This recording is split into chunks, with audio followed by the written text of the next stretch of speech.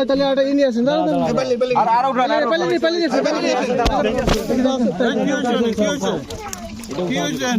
বেশি হয়ে গেছে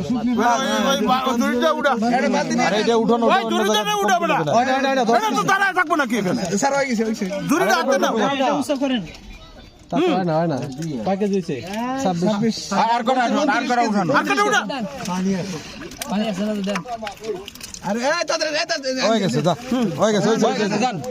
এখানে কম দিলে হবে না, সমস্যা কি? ঠিক আছে ঠিক আছে পানি আছে তো পানি